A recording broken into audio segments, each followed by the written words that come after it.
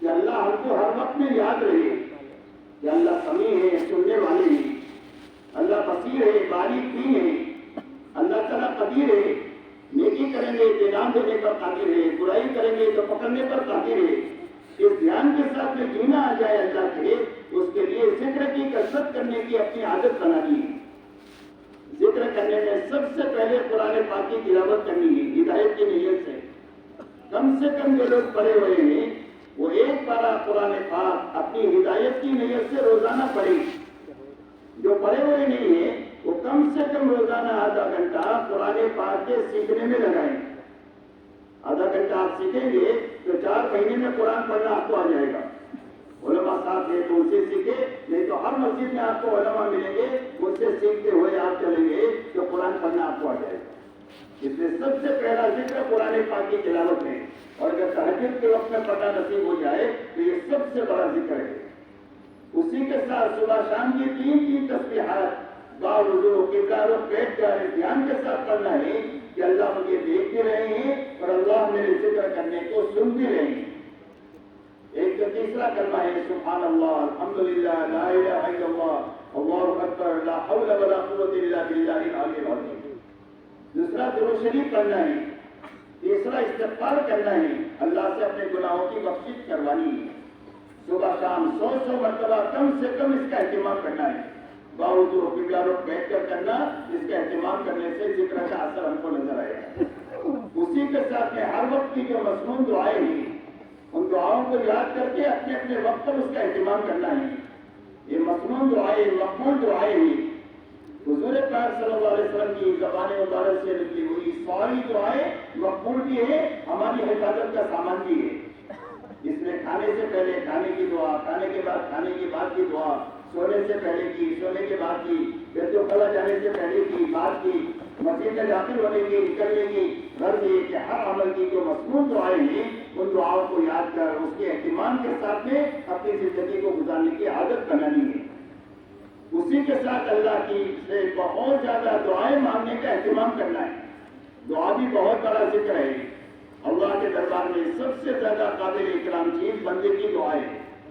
اللہ دعا مانگنے والوں سے خوش ہو جاتے ہیں اور نہ مانگنے والوں سے اللہ ناراض رہتے ہیں۔ اس لیے پہلے شروع میں تو عادت کم ہونے کی وجہ سے دعا میں جی زیادہ دیر نہیں لگے گا۔ پہلے 5 منٹ سے شروع کرو، جی نہ لگے تو بھی اللہ سے مانگو، پھر آہستہ آہستہ جی لگنے لگے گا، پھر 7 منٹ، 10 منٹ، 15 منٹ، آدھا گھنٹہ، بعد میں تو آپ کا ایسا جی لگے گا دعا میں کہ ہاتھ چھوڑنے کو جی نہیں چاہے گا۔ اور اس یقین کے ساتھ دعا مانگنا کہ اللہ نے دعا کے مانگنے کا حکم دیا ہے اور اس کے قبول کرنے کا وعدہ کیا ہے تو اللہ یقینی طور پر میری دعا کو قبول کریں گے۔ اس یقین کے ساتھ دعاؤں کے مانگنے کا اہتمام کرنا ہے، اس لیے کہ ہمارے مسائل صرف اللہ حل کریں گے، اور مسائل کے حل کرنے کے لیے اللہ نے دعا کا ہتھیار دیا ہے، یہ ایمان والوں کا ہتھیار ہے۔ اس کے لیے یہ 4 لائن کا ذکر ہے جس میں لگانا ہے۔ قرآن پاک کی تلاوت ہے، صبح شام کی تسبیحات ہے، اذکار مسنونہ کا اہتمام کرنا ہے، اور اللہ سے دعاؤں کے مانگنے کا اپنے کو زیادہ سے زیادہ عادی بنانا ہے۔ اسی کی امت کو دعوت دینی ہے اور اسی کی مشق کرنی ہے اور اسی کو اللہ سے مانگنا ہے کہ اللہ اپنا تعلق نصیب دے دے، محبت کا، خشیت کا اور یقین کا۔ اسی کے ساتھ میں ہر ایمان والے سے محبت کرنا سیکھنا ہے ایمان کی وجہ سے۔ اس کے جتنے ایمان ہے وہ قابل احترام ہے اور محبت کے قابل ہے۔ کتنا ہی گناہوں میں ڈوبا ہوا ہو، ہم اس گناہوں سے نفرت کریں گے، گنہگار سے محبت کریں گے۔ جیسے بیماری سے نفرت کرتے ہیں اور بیمار سے محبت کرتے ہیں، ایسے ہی گناہوں سے نفرت کرنا، گنہگار سے محبت کرنا۔ اس لیے ہر مسلمان سے محبت کرنا آ جائے، ہر مسلمان کے کام آنا آ جائے، ہر مسلمان کی غلطی کو معاف کرنا آ جائے، ہر مسلمان کی غلطی کو درگزر کرنا آ جائے، غلطی ہو جائے تو اس سے معافی مانگنا آ جائے، کوئی غلطی کر دے تو اس کو معاف کرنا آ جائے۔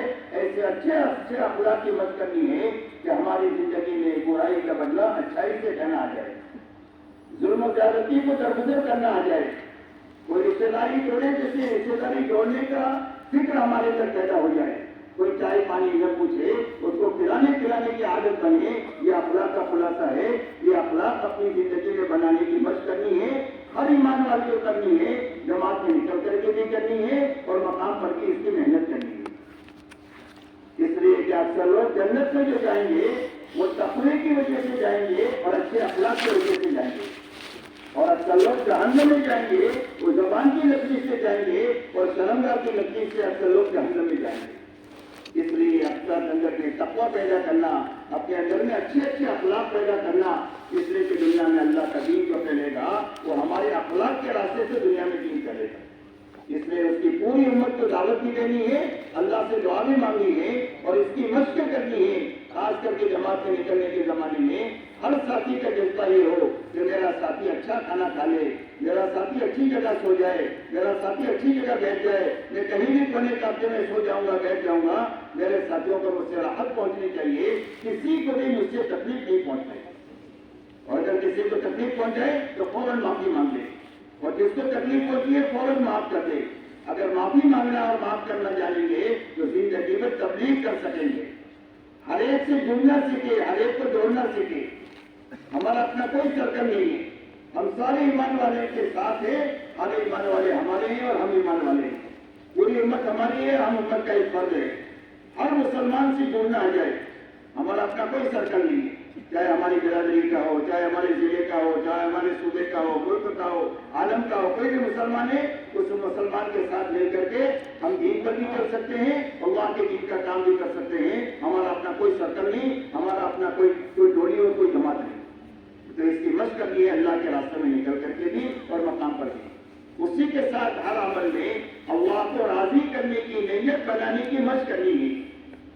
عام طور پر آدمی بغیر نیت کے کام کرتا ہے یا بگڑی ہوئی نیت سے کام کرتا ہے، اور دونوں چیزیں بری ہیں، لیکن نیت عمل پر دھیان نہیں ہے۔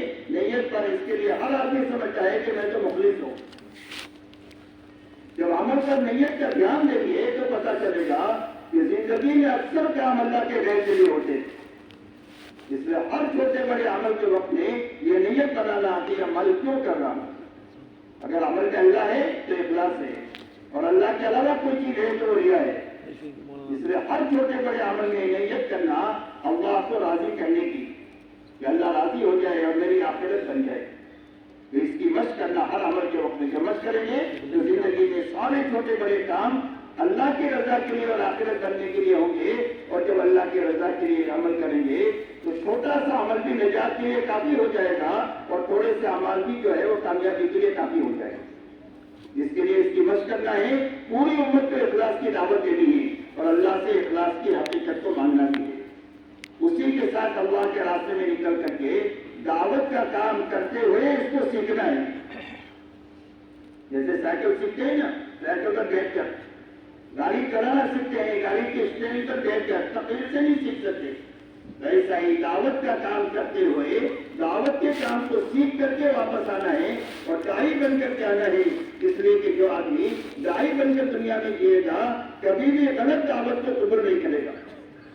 صحابہ دعوت کے ساتھ پوری دنیا میں گئے ہیں، دنیا کی کسی تہذیب سے متاثر نہیں ہوئے ہیں، بلکہ پوری دنیا کو اپنے جیسا بنا دیا، ان کے مذہب کو بدل دیا، ان کی زبان کو بدل دیا، ان کے لباس کو بدل دیا اور ان کو اپنے جیسا بنا دیا۔ اس لیے کہ دعوت کے ساتھ صحابہ دنیا میں چلے، اس لیے داعی بن کر دنیا میں جینے کی مشق کرنی ہے، تاکہ ہر وقت میں داعی بن کر کے جینا ہم کو آ جائے۔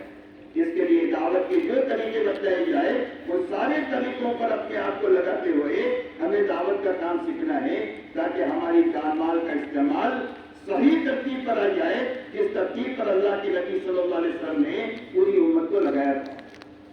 حضور پاک صلی اللہ علیہ وسلم نے پوری امت کو اس پر لگایا تھا کہ ہر ایمان والے کی جان مال دعوت پر اتنی لگے جتنا دعوت کا تقاضا ہے، عبادت پر اتنی لگے جتنا عبادت کا تقاضا ہے، اخلاق پر اتنی لگے جتنا اخلاق کا تقاضا ہے، اپنی اور اپنے گھر والوں کی ضرورتوں کے حاصل کرنے میں بھی لگے اور پورا کرنے میں بھی لگے، لیکن بقدر ضرورت لگے، اسراف سے بچ کر کے لگے۔ یہ محنت کا صحیح رخ حضور صلی اللہ علیہ وسلم نے امت نے قائم کیا، اور یہ رخ اتنا طاقتور ہے کہ صدیوں میں جو نقصان ہوا ہے اس کی تلافی سالوں میں ہو جائے گی۔ آپ انداز لگائے حضور صلی اللہ علیہ وسلم نے جب 23 سالہ امت کو محنت کی بنیادوں پر اٹھایا تو 600 سال کا بگاڑ تھا۔ حضرت عیسیٰ علیہ السلام اور حضور صلی اللہ علیہ وسلم کے بیچ میں کوئی نبی نہیں آئے، جہالت اپنی درجے کی اور گمراہی اپنی درجے کی، یہ ساری جہالت اور گمراہی صرف 23 سال میں ختم ہو گئی، اور ایک مجمع بھی بن گیا اور ایک قابل ماحول بھی تیار ہو گیا۔ اللہ نے کرنا ہے، اس کی مشق اللہ کے راستے میں نکل کر کے کرنی ہے.